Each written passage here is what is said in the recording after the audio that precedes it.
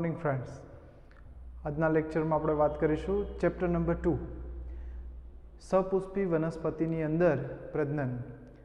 તો આ chapter number 2ના આગલા વર્ષના જે કંઈ પેપર છે 2013થી લઈને 2020ના જે કંઈ ક્વેશ્ચન છે ને આજના લેક્ચરમાં આપણે સોલ્વ કરીશું.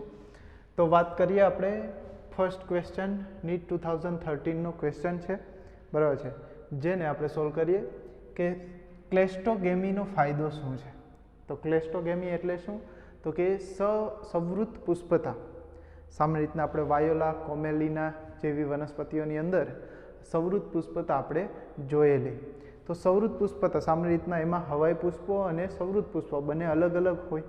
તો એવા વનસ્પતિની અંદર જોવા મળતું જેમ કે વધુ જનીનિક ભિન્નતા ધરાવે છે અથવા તો વધુ સંખ્યામાં સંતતિ ધરાવે છે. જેમ કે વધુ જનીનિક ભિન્નતા. હવે આ કિસ્સાની અંદર આપણે જોવા જઈએ તો જનીનિક ભિન્નતા સર્જાવાનું કોઈ શક્ય નથી, કારણ કે સવૃત પુષ્પ તો જમીનની અંદર હોય, તો ત્યાં કોઈ પ્રકારનું ફલન થતું નથી અને એ ફલન અંદર પુષ્પો ખીલતા જ નથી. તો આ પુષ્પો ખીલતા ન હોય તો લિંગી પ્રજનન થાય નહીં અને ભિન્નતા સર્જન થાય નહીં. તો એટલા માટે આ જે છે આપણને કોઈ ફાયદો આપતું નથી. વધુ સંખ્યામાં સંતતિ, બરાબર છે, એ પણ બરાબર છે ક્લેસ્ટોગેમીને લીધે કંઈ ફાયદો આપતું નથી, કારણ કે એની સંતતિઓ જે છે એ કંઈ પ્રોડ્યુસ એટલી બધી થશે નહીં. પરાગવાહકોની જરૂર પડતી નથી. તો સાચી વાત છે, કારણ કે આ પ્રકારના ક્લેસ્ટોગેમીમાં આપણે કીધું કે જમીનની અંદર જ જે કે હોય તો એમાં આપણે કહી શકીએ કે એમાં પરાગવાહકોની જરૂર પડતી નથી. જ્યારે હવાઈ પુષ્પો હોય તેમાં પરાગવાહકોની જરૂર પડે છે. તો આ વિધાન આપણા માટે સાચું પડે. આન્સર ડીની વાત કરીએ, જરાયુજ પ્રકારનું અંકુરણ, બરાબર છે. તો અહીંયા અંકુરણ જે છે પુષ્પો ખીલતા જ, બરાબર છે, પુષ્પો સામાન્ય રીતના અંદર સ્વફલન કરે છે. અહીંયા જરાયુજ પ્રકાર જેમ મેંગ્રુઝમાં ને એમાં જોવા મળે છે, બરાબર છે, કે ડાયરેક્ટ ફળ છે એ ખૂપીને એમાંથી જ અંકુરણ થાય. તો એવા પ્રકારનું કોઈ અંકુરણ અહીંયા જોવા મળતું નથી. તો સામાન્ય રીતના જરાયુજ અંકુરણ પણ જોવા મળતું નથી. તો આ પ્રકારે આપણે વાત કરી, મુખ્યત્વે આન્સર કયો આવશે તો કે પરાગરજની, બરાબર છે, અહીંયા આપણે કહીશું કે પરાગવાહકોની જરૂરિયાત રહેતી નથી. તો આપણો આન્સર આવશે સી. નેક્સ્ટ ક્વેશ્ચન વાત કરીએ, નીચેનામાંથી કયું વિધાન સાચું છે? તો સાચું વિધાન ગોતવાનું છે. તો પહેલું વિધાન લઈએ, પરાગરજના બહારના સખત આવરણને અંતઃ આવરણ કહેવાય. તો કે ભાઈ અહીં આપેલું જ છે કે બહારનું આવરણ છે, તો સામાન્ય રીતના શું કહેવાય? અંતઃ આવરણની જગ્યાએ બાહ્ય આવરણ તરીકે આપણે ઓળખીએ. જે કેનું બનેલું હોય પરાગરજમાં? તો કે સ્પોરોપોલિનનું બનેલું હોય છે, જે એ અશ્મિઓ સ્વરૂપે સંગ્રહાય તો પણ વિવિધ પરિસ્થિતિઓમાં એ એમની જીવિતતા ગુમાવી ન બેસે એના માટે એ બાહ્ય આવરણ જે આવેલું હોય છે. તો આ જે છે આન્સર આપણા માટે કેવો છે? ખોટો છે.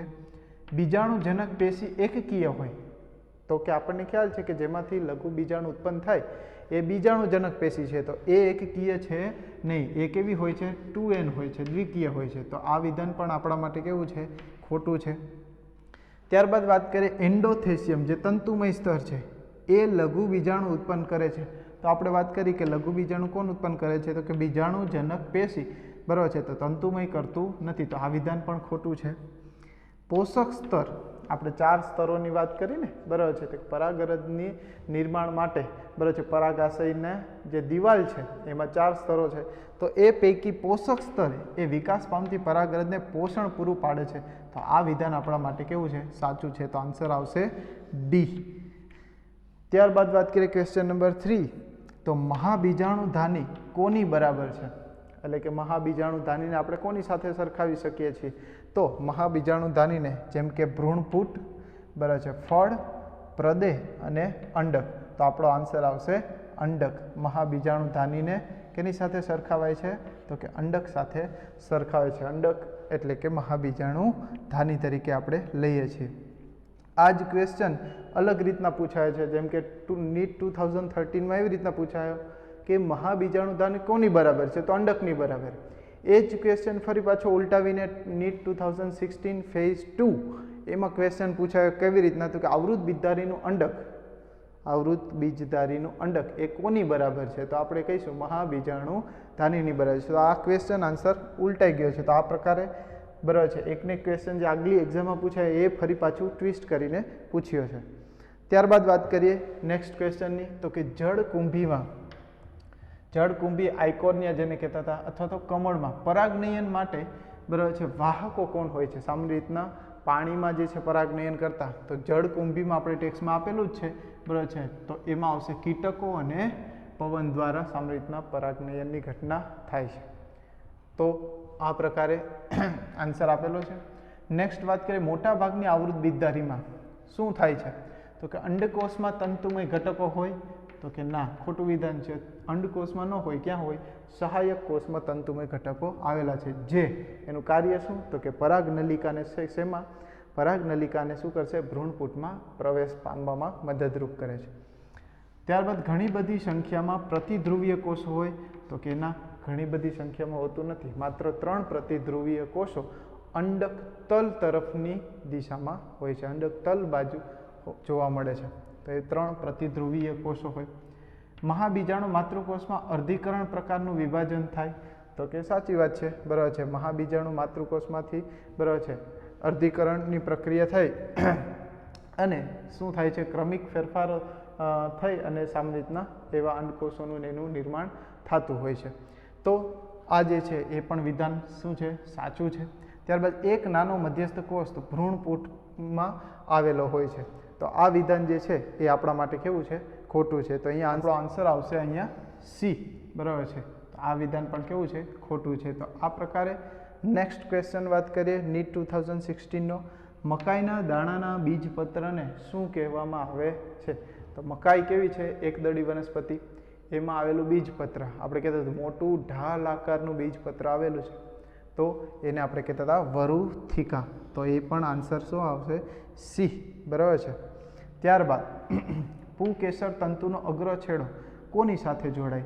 તો પુકેસર તંતુ બરાબર છે. પુકેસરના મુખ્યત્વે 3 ભાગ, પરાગાશય, યોજી અને તંતુ. તો એમાં પુકેસરનો જે તંતુ ભાગ છે પરાગ તંતુ તરીકે ઓળખાય, એનો અગ્ર ભાગ છે એ કેની સાથે જોડાયેલો? તો કે પરાગાશયમાં રહેલું યોજી સાથે. યોજી વડે બંને શું છે? કનેક્ટેડ હોય છે. તો પુકેસરનો તંતુનો અગ્ર છેડો એ યોજી સાથે જોડાય, જેને કનેક્ટિવ તરીકે ઓળખીએ છીએ. ત્યારબાદ અહીંયા જરાયુ, પુષ્પાસન, દલપત્ર અને પરાગાશય આપેલું છે, પણ જો એ જરાયુ સાથે સંકળાયેલો હોતો નથી.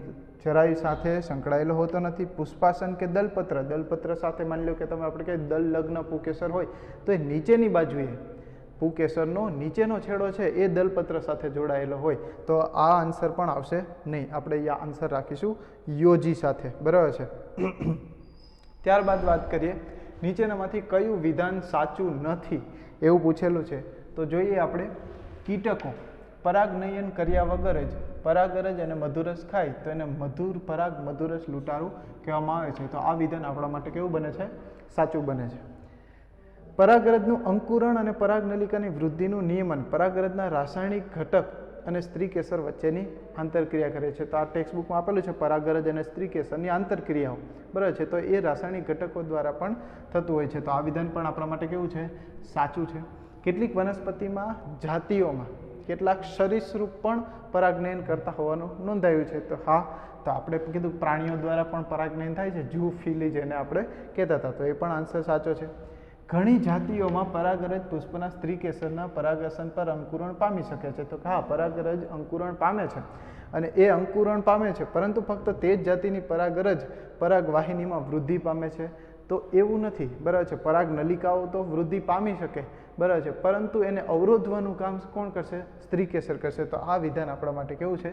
ખોટું છે. તો આપણો આન્સર આવશે ડી બરાબર છે. તો ત્યારબાદ નેક્સ્ટ ક્વેશ્ચનની વાત કરીએ તો સપુષ્પી વનસ્પતિમાં ફલન વગર બરાબર છે બીજના નિર્માણની કઈ પ્રક્રિયા છે? આપણે આગલા લેક્ચરમાં પણ ભણી ગયા હતા કે ફલન વગર જે બીજનું નિર્માણ થાય તો એને આપણે શું કહીએ છીએ? તો પહેલો ઓપ્શન આપણે જો કલિકા સર્જન, તો એ તો સામાન્ય રીતે આપણે કીધું કેમાં જોવા મળે છે? હાઇડ્રામાં જોવા મળે છે, જે બાહ્ય કલિકા સર્જન, અંતઃકલિકા સર્જન વાદળીમાં જોવા મળે છે, પણ એ અહીંયા આવતું નથી. અહીં તો બીજનું નિર્માણ છે, તો આન્સર ખોટો છે. ત્યારબાદ દૈહિક સંકરણ બરાબર છે, તો સોમેટિક હાઇબ્રિડાઇઝેશન જેની અહીંયા કંઈ આપણે જરૂર છે નહીં બરાબર છે. તો આન્સર પણ આપણા માટે ખોટો છે. ત્યારબાદ અસંયોગી જનન, તો કે હા, ફલન વગર જે નિર્માણ પામે એને આપણે શું કહીએ છીએ? અસંયોગી જનન. તો આ સાચું છે. ત્યારબાદ બીજાણુ જનન, બરાબર છે. તો બીજના નિર્માણની કઈ પ્રક્રિયા સંકળાયેલી છે? ફલન વગર. તો અહીંયા પહેલાં તો બીજાણુનું નિર્માણ થાય, તો અહીંયા બીજનું નિર્માણ આપ્યું છે, તો આ બીજાણુ જનન પણ આવશે નહીં. તો આન્સર પણ આપણો કેવો બનશે? ખોટો બનશે. નેક્સ્ટ ક્વેશ્ચનની વાત કરીએ તો તાજા નાળિયેરમાંથી મળતું પાણી, બરાબર છે, એ સામાન્ય રીતના શેનું સૂચન કરે છે? તો અપરિપક્વ ભ્રૂણ. શું કીધું છે? અપરિપક્વતા ભ્રૂણ. તો કે એ હોતું નથી, બરાબર છે. સામાન્ય રીતના નાળિયેરનો આપણે અભ્યાસ કરી ચૂક્યા કે નાળિયેરનું જે છે એની અંદરનું જે પ્રવાહી છે એનો વાસ્તવિક રીતના શું છે? પ્રવાહી ભ્રૂણપોષ છે. પછી આપણે ટોપરું ખાઈએ છીએ, કેર્નલ ખાઈએ છીએ, જેને કેર્નલ તરીકે ઓળખીએ, ટોપરું. તો એ ટોપરું પણ કેવું છે? તો કે વાસ્તવમાં એ ધન ભ્રૂણપોષ છે, બરાબર છે, ઘન ભ્રૂણપોષ છે. આ સિવાયની આપણે કહીએ કે મુખ્યત્વે નાળિયેરમાં 3 પ્રકારના આવરણો હોય છે: બાહ્ય ફલાવરણ, મધ્ય ફલાવરણ અને અંતઃ ફલાવરણ. આપણે જે કાચરી કાઢીએ છીએ જે એકદમ કડક હોય છે, બરાબર છે, એ સૌથી અંદરનું ફલાવરણ હોય. જો એ ફલાવરણ આપણે કડક હોય છે તો તમે એના ઉપરથી ક્વેશ્ચન મળે કે કાચલના ફલાવરણમાં કઈ પેશી હોય? તો કે દઢોતક પેશી, બરાબર છે. આપણે આંતરિક પેશીઓની અંદર વાત કરી હતી. સાથે સાથે આપણે બીજો પણ ક્વેશ્ચન બને એમાંથી કે નાળિયેરના, બરાબર છે, કયું ફલાવરણ, બરાબર છે, રેસામય હોય? તો મધ્ય ફલાવરણ કેવું છે? રેસામય છે. અને ઉપરનું જે છે બહારનું લે, જે નાળિયેરનો ત્રોફ હોય તો ગ્રીન કલરની જે છાલ કહેવાય, બરાબર છે, એ શું છે? બાહ્ય આવરણ તરીકે ઓળખીએ. તો આમ એ પ્રવાહી ભ્રૂણપોષ છે અને એ કેવો છે? મલ્ટી, એટલે કે મુક્ત કોષ કેન્દ્રીય છે. એ કોષ કેન્દ્રના વારંવાર સમવિભાજનથી બનતી રચના. તો એ આન્સર આપણો કયો આવશે? મુક્ત કોષ કેન્દ્રીય વિભાજન. આ ઉપરાંત કીધું બીજાણુનું સૌથી અંદરનું આવરણ છે, તો કે ના ભાઈ, આ ખોટું વિધાન છે. વિઘટન પામતો પ્રદેહ પણ નથી, માત્ર શું છે? ભ્રૂણપોષ તરીકે આવેલો છે. તો આપણો આન્સર આવશે બી. તો આ નેક્સ્ટ ક્વેશ્ચન વિદ્યાર્થી મિત્રો, નીટ 2016 ફેઝ 1 ની અંદર પૂછાયેલો નીચેનામાંથી કયું વિધાન સાચું નથી? ખાસ આવા વિધાનોમાં ધ્યાન રાખવું, સાચું છે કે નથી એને ચેક કરવું આપણા માટે ખૂબ જ અગત્યનું છે. તો વાત કરીએ કયું વિધાન સાચું નથી. જેમ કે પરાગરજનું બાહ્ય આવરણ સ્પોરોપોલિનિનનું બનેલું છે. તો આપણે હમણાં જ વાત કરી કે બાહ્ય આવરણ છે એ કેનું બનેલું છે? સ્પોરોપોલિનિનનું બનેલું છે, અને જે એને અશ્મિ સ્વરૂપે સંગ્રહમાં મદદરૂપ થાય. તો આ વિધાન તો સાચું છે. આની સાથે સાથે બીજો ક્વેશ્ચન પણ આપણે યાદ રાખીએ કે એમનું અંતઃ આવરણ કેનું બનેલું છે? તો યાદ રાખીશું સેલ્યુલોઝ અને પેક્ટેટનું બનેલું છે. તો આવા સાથે સાથે ક્વેશ્ચન વિચારતા જવાના છે. તો વાત કરીએ આપણે પહેલું આવરણ તો સાચું છે. બીજું ક્વેશ્ચન, ઘણી જાતોની પરાગરજની તીવ્ર એલર્જી કરે છે. તો આપણે એ પણ વાત કરી કે કેટલીક પરાગરજો એલર્જીકારક છે. જેમ કે આપણે કીધું પાર્થેનિયમ. પાર્થેનિયમ છે જેને આપણે કોંગ્રેસ ઘાસ કહીએ છીએ, અથવા તો બરાબર છે વિદેશી જાતિનું આક્રમણ છે. એ ઘાસ અથવા તો ગાજર ઘાસ તરીકે ઓળખાય એ ઘાસને સામાન્ય રીતના પરાગરજ છે એલર્જીકારક છે. ત્યારબાદ વાત કરીએ પ્રવાહી નાઇટ્રોજનમાં સંગ્રહ કરેલી પરાગરજ પાક સંવર્ધનના પ્રોગ્રામમાં ઉપયોગમાં લેવાય છે.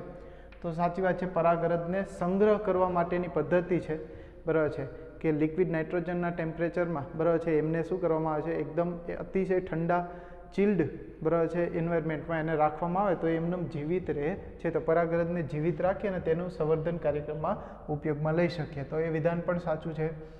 ડી ઓપ્શન, પરાગરજના સ્ફોટનના પોષક સ્તર મદદરૂપ થાય છે.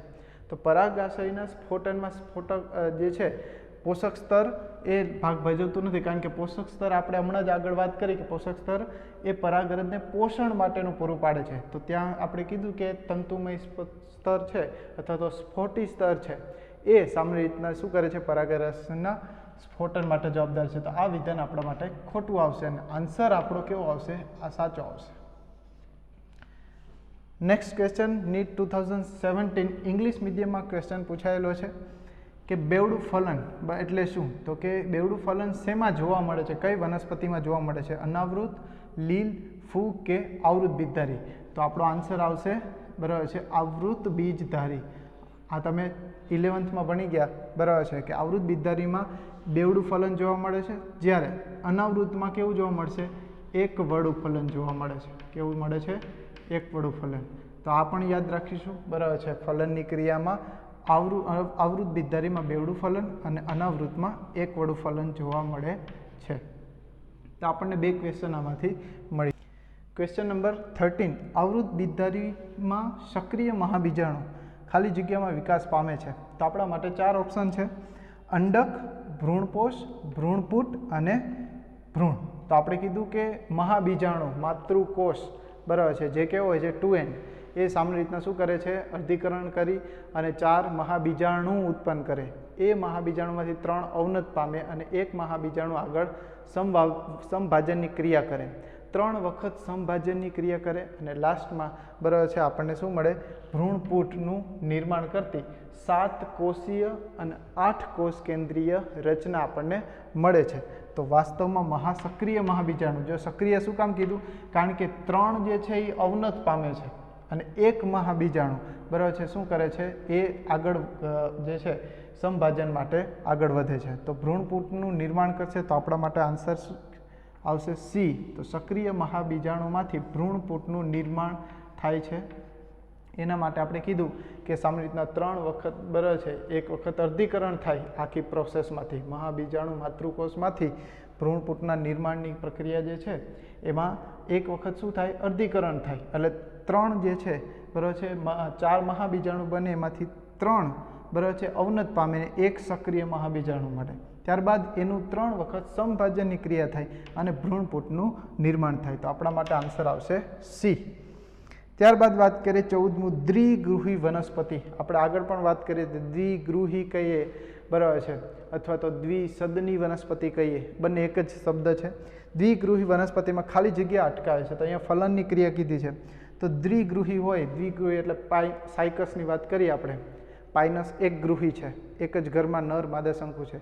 તો સાયકસ છે, પપૈયા છે, આ બધા નર પ્લાન્ટ આગળ હોય, માદા પ્લાન્ટ પણ બીજે હોય. તો આ બંનેની અંદર બરાબર છે શું થાય, સ્વફલન અથવા પરપરાગનયન. પહેલું ઓપ્શન લઈએ સ્વફલન અને પરપરાગનયન.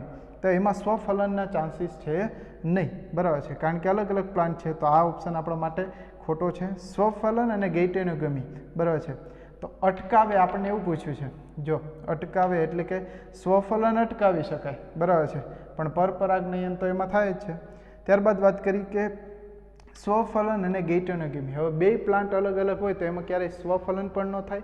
અને ગેઇટેનોગેમી એટલે શું કે એક જ વનસ્પતિના એક પુષ્પમાંથી એ જ વનસ્પતિના બીજા પુષ્પમાં પરાગરજનું સ્થળાંતરણ થાય. તો એ પણ થશે નહીં, કારણ કે બંને પ્લાન્ટ અલગ અલગ છે. તો આ ઓપ્શન આપણા માટે સાચો બને છે બરાબર છે. છતાં પણ આપણે આગળ ચેક કરીએ ગેઇટેનોગેમી અને પરપરાગનયન બરાબર છે.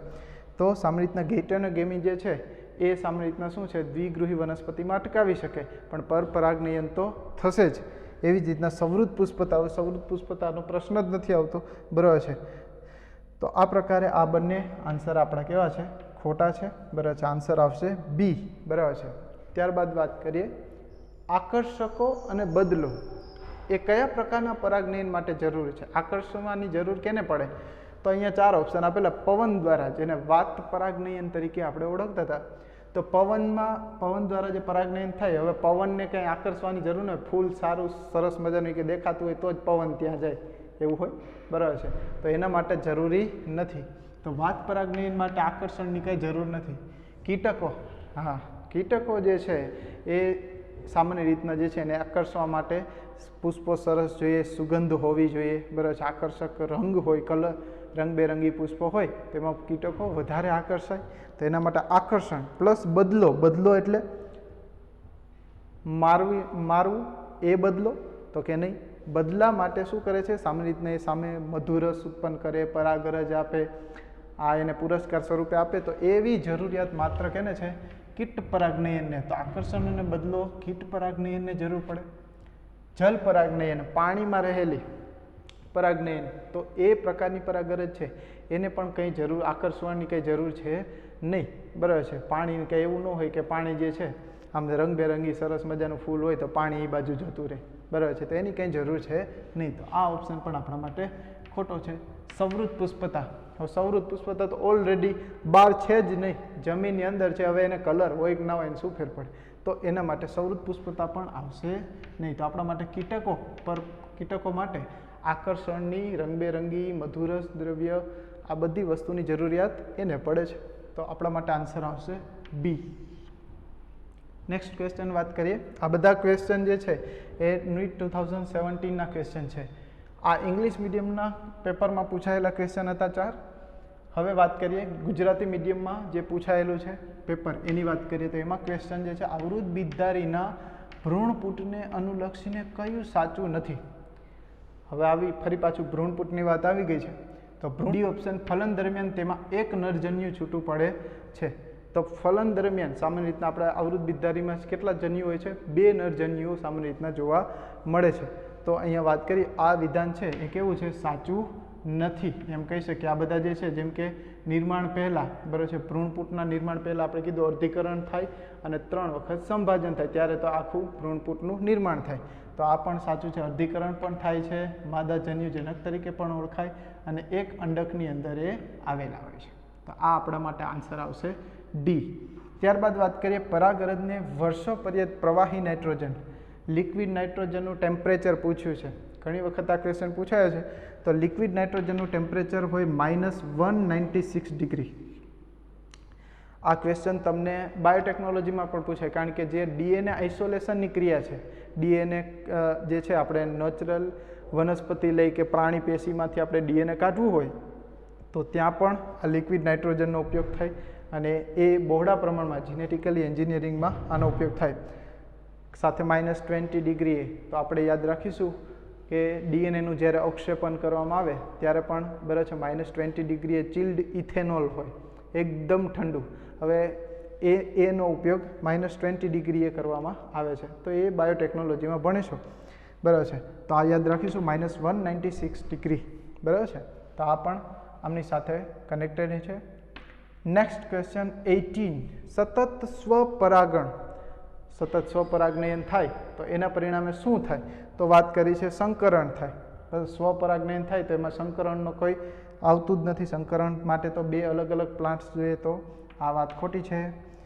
બી ઓપ્શન અંતઃપ્રજનનનું અવનમન એટલે કે વાસ્તવમાં આ શબ્દને આપણે ઘણી વખત એવું બને કે ક્વેશ્ચનની અંદર પેપરની અંદર ઇંગ્લિશ અને ગુજરાતી બંને સિલેક્ટ કરવું કારણ કે ગુજરાતી છે ટ્રાન્સલેશન કરેલું હોય, આપણી ટેક્સ્ટબુકમાં જે ટ્રાન્સલેશન હોય એ પણ અલગ હોય. હવે કોઈ સોફ્ટવેર દ્વારા ટ્રાન્સલેશન થાય તો એ પેપર પણ અલગ નીકળે એટલે કે અલગ શબ્દ હોય તો આપણે કન્ફ્યુઝ થઈએ. તો એના માટે ઇંગ્લિશમાં જોઈ લો તો તમને ખ્યાલ આવી જાય. તો અંતઃપ્રજનનનું અવનમનની જગ્યાએ આપણે અંતઃસંવર્ધન દબાણ આપણે કીધું સતત સ્વપરાગનયન થાય તો અંતઃસંવર્ધન દબાણ ઉત્પન્ન થાય. જેમ આપણે પ્રાણીઓમાં વાત કરતા હતા બરાબર છે, તમે 9મા ચેપ્ટરની અંદર ને એમાં ભણી ગયા કે સતત બરાબર છે અંતઃસંવર્ધન એટલે કે સતત સ્વફલન થાય, એકને એક જાતિઓમાં સ્વફલન થાય તો અંતઃસંવર્ધન દબાણ ઉત્પન્ન થાય અને આપણે કીધું પ્રચ્છન્ન જનીનોનું શું થાય? એકત્રીકરણ થાય. તો આ વસ્તુ આપણે વાત કરીએ અંતઃપ્રજનનનું અવનમન તો સતત પ્રજનનથી આ ઓપ્શન આપણા માટે સાચો પડે. બહુભ્રૂણતાનો કંઈ અહીંયા પ્રશ્ન જ નથી આવતો સ્વફલનથી. જનીનિક વિચલન ડ્રિફ્ટ બરાબર છે, જનીનિક વિચલન જીન ટ્રાન્સફર થવા માટે બરાબર છે એક વસ્તીમાંથી તો આ વસ્તીને સંલગ્ન છે તો એ અહીંયા સ્વપરાગનયનને લીધે અલગ અલગ જનીનમાં જે છે એ ટ્રાન્સફર થવાની શક્યતા નથી. જ્યારે લિંગી પ્રજનન દ્વારા કોઈ ક્રિયા થતી હોય, પરપરાગનયન થતી હોય તો જનીનો ટ્રાન્સફર થાય. તો જનીનિક ડ્રિફ્ટ એટલે કે વિચલન એ અહીંયા થતું નથી. તો આ માટે ઓપ્શન આવશે બી અંતઃસંવર્ધન દબાણ અથવા તો અંતઃપ્રજનનનું અવનમનની ક્રિયા થાય છે. નેક્સ્ટ ક્વેશ્ચન વાત કરીએ પ્લોઇડીનો સાચો ક્રમ પસંદ કરો બરાબર છે. આ એક ક્વેશ્ચનમાંથી ઘણા બધા ક્વેશ્ચન ઇન્ડિવિજ્યુઅલ પણ પૂછી શકે. આપણે એક જે છે રચના જે છે એનો આપણે પ્લોઇડી લખતા જઈએ બરાબર છે. જેમ કે પ્રદેહ, આપણે પ્રદેહ ન્યુસેલસ જેને કહેતા હતા તો એની પ્લોઇડી કેવી હોય? 2n હોય છે. કેવી હોય છે? 2n. ત્યારબાદ મહાબીજાણુ માતૃકોષ એ પણ કેવો હોય? દ્વિકીય હોય, 2n હોય બરાબર છે. ત્યારબાદ મહાબીજાણુ અંડકોષ સામાન્ય રીતના કેવો હોય? એકકીય હોય તો એ એકકીય આવશે n. ત્યારબાદ યુગ્મનજ કેવું હોય? તો 2 અંડકોષ શુક્રકોષ ભેગા થાય તો યુગ્મનજ બને તો એ કેવું હોય? હંમેશા દ્વિકીય હોય તો એ કેવું છે? 2n. ત્યારબાદ ભ્રૂણપુટનું એક ધ્રુવીય કોષ કેન્દ્ર, એક ધ્રુવીય હોય તો n હોય, દ્વિધ્રુવીય હોય તો 2n હોય બરાબર છે. તો એક ધ્રુવીય એટલે કે n અને સામે દ્વિતીયક કોષ કેન્દ્ર તો એમાં શું હોય? 2n જોવા મળશે. અને પ્રાથમિક ભ્રૂણપોષ કોષ કેન્દ્ર PEN પ્રાઇમરી એન્ડોસ્પર્મ ન્યુક્લિયસ જેને કહેતા હતા, એ સામાન્ય રીતના ફલનને પરિણામે જે નિર્માણ પામે બેવડા ફલનમાં, બરાબર છે, બીજો નરજન્યુ છે એ દ્વિતીયક કોષ કેન્દ્ર સાથે જોડાઈને ત્રિકીય રચના બનાવે. તો પ્રાથમિક ભ્રૂણપોષ કોષ કેન્દ્ર કેવો છે? 3N છે, જેને આપણે પેન તરીકે ઓળખીએ છીએ, બરાબર. તો સામાન્ય રીતના આ પ્લોઇડી છે અને આ પ્રમાણે તમે યાદ રાખીશું, બરાબર છે. આમાં ઇન્ડિવિજ્યુઅલ પણ પૂછે, માની લો કે તમને પૂછે આવૃત બિધરીમાં પ્રદેહની રચના છે કેવી પ્રકારની પ્લોઇડી ધરાવે, તો એ 2N. તો આવી રીતના ઘણા બધા ક્વેશ્ચન આમાંથી પૂછી શકે. ત્યારબાદ નેક્સ્ટ ક્વેશ્ચન કે બેવડું ફલન એટલે શું? તો બેવડું ફલન આપણે કીધું આવૃત બીજધારીની અંદર જોવા મળતી રચના. સામાન્ય રીતના પરાગરજ જે છે એમની અંદર આપણે કીધું વાનસ્પતિક કોષ અને જનન કોષ, આ બે પ્રકારના કોષ હોય. હવે વાનસ્પતિક કોષ તો અવનત પામે છે પરાગનલિકાની અંદર, પરંતુ જનન કોષ એ પોતે શું બનાવે છે? બે નરજન્યુ સમવિભાજનની ક્રિયા કરે અને બે નરજન્યુનું નિર્માણ કરે. એ પૈકી એક નરજન્યુ અંડકોષ સાથે, ભ્રૂણપૂટની તમે રચના ભણી ગયા છો, બરાબર છે. તો ભ્રૂણપૂટ માની લો કે સપોઝ આપણે વાત કરીએ આ ભ્રૂણપૂટ છે, તો એની અંદર માની લો કે આ અંડકોષ અને બે સહાયક કોષ હોય, આ ધ્રુવીય કોષ કેન્દ્રો અને આ પ્રતિધ્રુવીય કોષો. તો એમાં આ બે નરજન્યુ આવે છે, બરાબર છે. તો એક નરજન્યુ અંડકોષ સાથે ફલન કરે અને બીજો નરજન્યુ, બરાબર છે, એ ક્યાં જશે? દ્વિતીય કોષ કેન્દ્ર સાથે. તો આ પહેલું ફલન જે થાય અંડકોષ સાથે, બરાબર છે, તો એ ભ્રૂણ બનાવશે અને બીજું ફલન જે છે ભ્રૂણપોષનું નિર્માણ કરે. તો આ પ્રકારે બેવડું ફલનની રચના જોવા મળતી હોય છે. તો એને વાત કરીએ, જેમ કે NEET 2018નો ક્વેશ્ચન છે, એ ઓપ્શન જોઈએ એક નરજન્યુનું. હવે અહીંયા બે નરજન્યુ ઓલરેડી છે, તો આ આપણા માટે શું બનશે? ખોટો આન્સર બનશે. તો એક નરજન્યુનું બે ધ્રુવીય કોષ કેન્દ્ર સાથેનું જોડાણ, તો કે ખોટી વાત છે. બેવડા ફલનમાં બે નરજન્યુ હોય.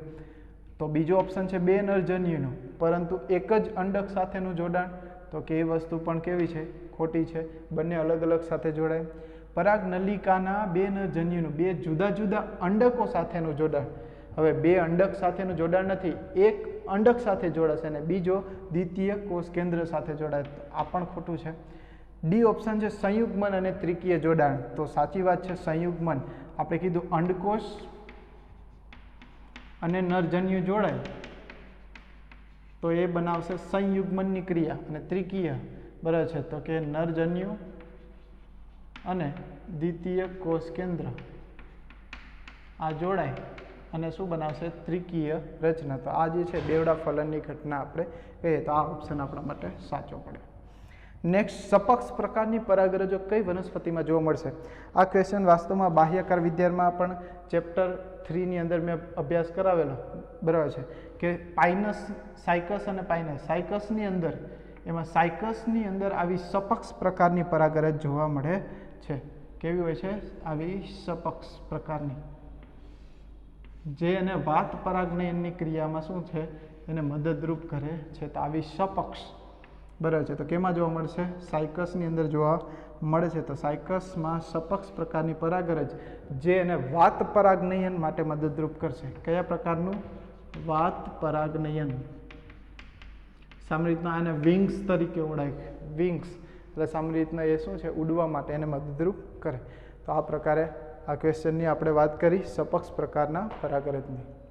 ક્વેશ્ચન નંબર 22, નરજન્યુ કે જે સહાયક કોષમાં મુક્ત થાય છે પછી તેનું ભાવિ શું હોય? હવે ભાવિ એટલે કે બેવડું ફલન. સહાયક કોષમાં મુક્ત થાય પછી તેનું ભાવિ શું છે? તો આપણે વાત કીધી કે નરજન્યુઓની વાત કરી છે. તો બેવડા ફલનમાં વાત કરીએ તો પહેલો ઓપ્શન બધા જ અંડકો સાથે મિલન પામે છે. તો બધા બે નરજન્યુ જે ઉત્પન્ન થાય છે એ બધા અંડકો સાથે ફલન પામતું નથી. તો આ એક આન્સર ખોટો પડે છે. એક અંડકોષ સાથે અને અન્ય સહાયક કોષના કોષ કેન્દ્ર સાથે મિલન પામે. બે નરજન્યુ હોય, એક છે એ અંડકોષ સાથે, એ વાત સાચી છે, પણ સહાયક કોષના કોષ કેન્દ્ર સાથે મિલન પામતું નથી, એટલે આ આન્સર પણ ખોટો છે. એક અંડકોષ સાથે મિલન પામે છે જ્યારે અન્ય દ્વિતીય કેન્દ્રસ્થ કોષ કેન્દ્ર સાથે મિલન પામે છે. તો આ પ્રકારનું ફલન બેવડું ફલન કહેવાય. આમાંથી દ્વિતીય કોષ કેન્દ્ર સાથે એટલે કે ત્રિકીય રચના જે ભ્રૂણ પોષ બનાવે અને આ જે છે બરાબર છે અંડકોષનું, એમાં ભ્રૂણમાં નિર્માણ પામે. તો આ બેવડું ફલનની વાત સાચી, તો આ વિધાન સાચું છે. એક અંડકોષ સાથે મિલન પામે ને અન્ય એક તો સહાયક કોષમાં અવનત પામે. અવનત ક્યાં પામે છે? તો આ પ્રકારે બેવડું ફલન ત્યારે જ થાય કે એક અંડકોષ સાથે નરજન્યુ જોડાય અને બીજો દ્વિતીય કોષ કેન્દ્ર સાથે જોડાય. તો આપણો આન્સર આવશે સી. જે નીટ 2019ના ક્વેશ્ચન જે છે એ 4 ક્વેશ્ચન પૂછાયા છે એની વાત કરીએ. ક્વેશ્ચન 23, બીજમાં કાયમી પૂર્વદેહને બરાબર છે શું કહેવાય? તો જે કાયમી પૂર્વદેહ જે છે એ જળવાઈ રહે, જેને આપણે પ્રદેહ શેષ અથવા બીજ દેહ શેષ આવો શબ્દ વાપરતા હતા, અથવા પેરિસ્પર્મ કહેવાય છે. તો આ આન્સર આપણો સાચો છે. બરાબર છે. બીજ કેન્દ્ર, બીજ કેન્દ્ર એટલે આપણે ભણી ગયા કે અંડક છે બરાબર છે, અંડનાલ સાથે જેની વડે જોડાય એને બીજ કેન્દ્ર કહેવાતું. અંતઃ બીજાવરણ જેને ટેગમેન, તો બાહ્ય બીજાવરણ જેને ટેસ્ટા તરીકે ઓળખીએ. અંડક તલ બરાબર છે, જે અંડક છિદ્રની વિરુદ્ધ દિશાનો ભાગ. તો આ 3 ઓપ્શન ખોટા છે. પ્રદેશેષ આન્સર સાચો આવશે. ક્વેશ્ચન નંબર 24, કેટલીક વનસ્પતિમાં માદા જન્યુજનક એ ફલન પામ્યા વગર જ ભ્રૂણમાં વિકાસ પામે છે.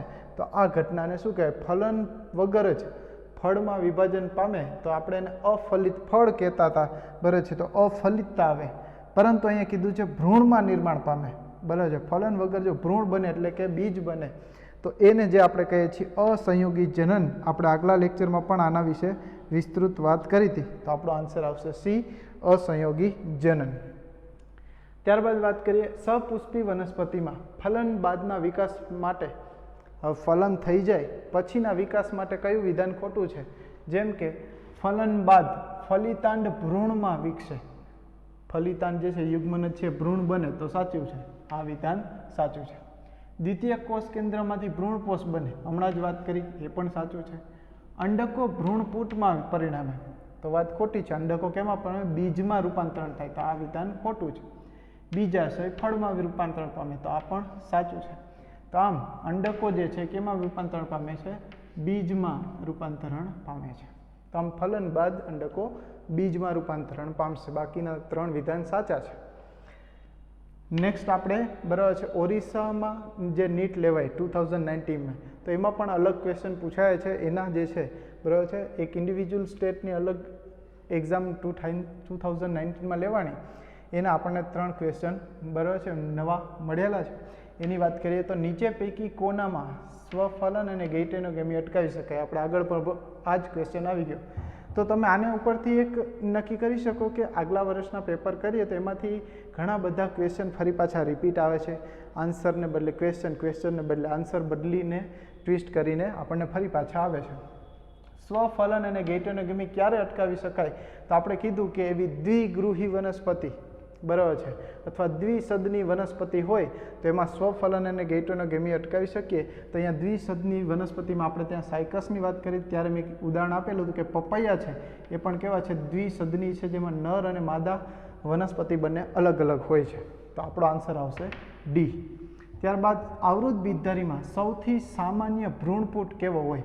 કોમન આવૃત બીજધારીના મોટાભાગના બીજોમાં જે ઉત્પન્ન થતું ભ્રૂણપૂટ છે એ કેવું હોય છે બરાબર છે, એની પ્રોસિજર શું છે એની વાત કરી છે.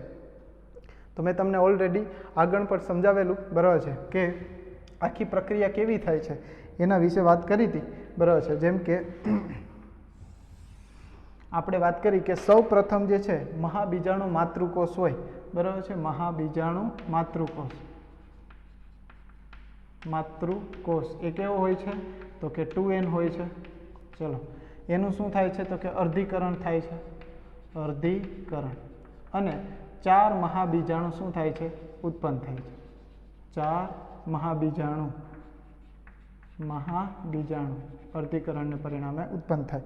એમાંથી 3 છે એ અવનત પામે છે બરાબર છે, અને 1 છે એ આગળ બરાબર છે સક્રિય થઈને આગળ વધે છે. આ 3 અવનત પામ્યાના 1 છે એ મહાબીજાણુ સક્રિય થઈ આગળ વધે છે અને સમભાજન કરે. એટલે પહેલું સમભાજનથી 2 કોષ બનાવશે, ફરી પાછું સમભાજન કરશે, 2 ના 4 બનાવશે અને ત્યારબાદ ફરી પાછું સમભાજન 3 કરી અને ભ્રૂણપૂટનું નિર્માણ કરે, જેમાં અંડ પ્રસાધન બનાવે, દ્વિતીય કોષ કેન્દ્રો અને પ્રતિધ્રુવીય કોષ આવું ભ્રૂણપૂટનું નિર્માણ કરે.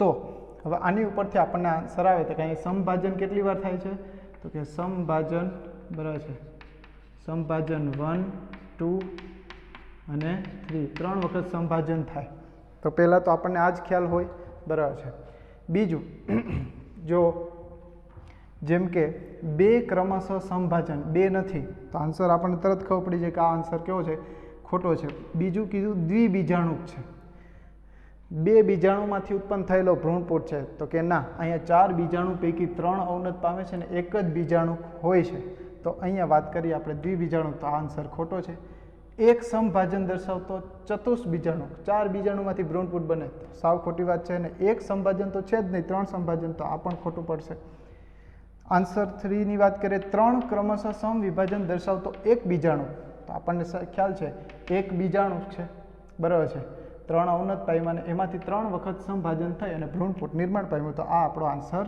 સાચો છે સી આન્સર આવશે આગળ વાત કરીએ બે ક્રમશઃ સમભાજન બે સમભાજન છે ને 3 વખત થાય છે અને દર્શાવતો એક બીજાણુક એક બીજાણુક સાચી વાત છે ઓપ્શનમાં બંને એક બીજાણુક છે પરંતુ યાદ રાખવાનું છે 3 વખત સમભાજન થાય છે ને એક અર્ધીકરણ થાય એક અર્ધીકરણ ને 3 સમભાજન તો આપણે યાદ રાખીશું વેલિસ્નેરિયામાં કયા પ્રકારનું પરાગનયન જોવા મળે છે તો વાત કરીએ વેલિસ્નેરિયામાં નર પુષ્પ જલ પ્રવાહ દ્વારા એટલે પાણીનો જે પ્રવાહ છે એના દ્વારા જે પરાગરજ છે એ માદા સુધી પહોંચે છે તો જલ પ્રવાહ દ્વારા પાણીની સપાટી પર માદા સુધી પહોંચે છે તો આ વિધાન સાચું છે પરાગનયન પાણી દ્વારા નિમગ્ન સ્થિતિમાં થાય એટલે પાણીની અંદર થાય તો કે ના આ વેલિસ્નેરિયાની અંદર આપણે શું કીધું કે પાણીની સપાટીએ બરાબર છે પરાગનયનની ઘટના થાય છે નિમગ્ન સ્થિતિમાં જોસ્ટેરા ઘાસ જે આપણે કીધું દરિયાઈ ઘાસ છે એમની અંદર જોવા મળશે તો આ વિધાન આપણા માટે ખોટું છે પાણીની સપાટી પર બહાર પુષ્પો આવે અને કીટ પરાગનયન થાય હવે અહીંયા વાત જ કરી કે આપણે જલ પરાગનયનનું તો ઉદાહરણ છે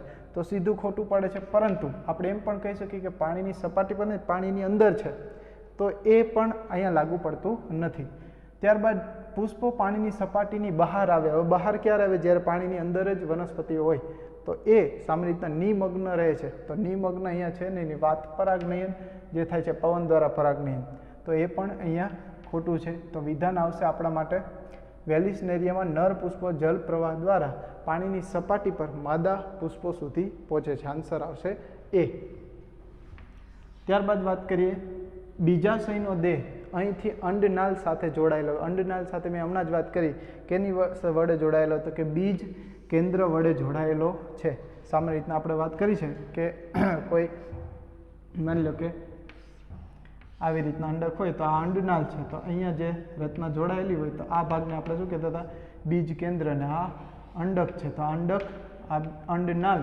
વડે બીજ કેન્દ્ર વડે જોડાયેલો હોય છે તો આન્સર આવશે બીજ કેન્દ્ર ત્યારબાદ વનસ્પતિના બરાબર છે એ ભાગો જે બે પેઢીઓ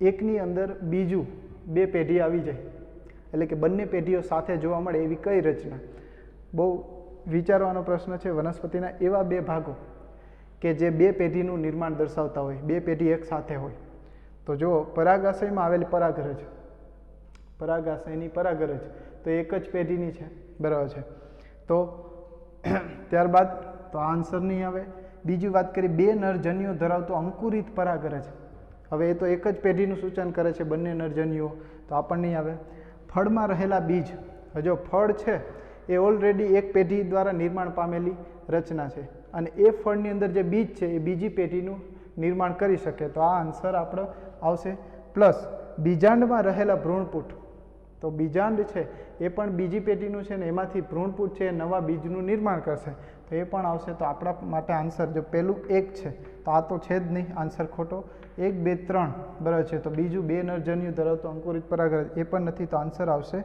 સી ત્રીજું ને ચોથું બંને સાચું છે બરાબર છે ફળમાં રહેલા બીજ અને બીજાંડમાં રહેલા ભ્રૂણપુટ બંને બે પેઢીનું શું છે નિર્માણ દર્શાવે છે તો આ પ્રકારે આન્સર આવશે સી આ બંને ક્વેશ્ચન નીટ 2020ની અંદર પૂછાઈ ગયો છે તો આ પ્રકારે આ ચેપ્ટરના આપણે બધા જ એમસીક્યુ જે છે પ્રીવિયસ યરના છે એ કમ્પ્લીટ કરી ચૂક્યા છીએ છતાં પણ કોઈ ક્વેશ્ચન હોય ક્વેરી હોય તો મને પૂછી શકો છો બાકી ઓલ ધી બેસ્ટ બધા સારી રીતના પરફોર્મન્સ કરતા જશો આ પરિસ્થિતિમાં પણ બધાની હિંમત એ ખૂબ જ સારી રીતના કેળવાય એવી જ મારા તરફથી ભગવાનને પ્રાર્થના કરીશ હું બરાબર છે. All the best.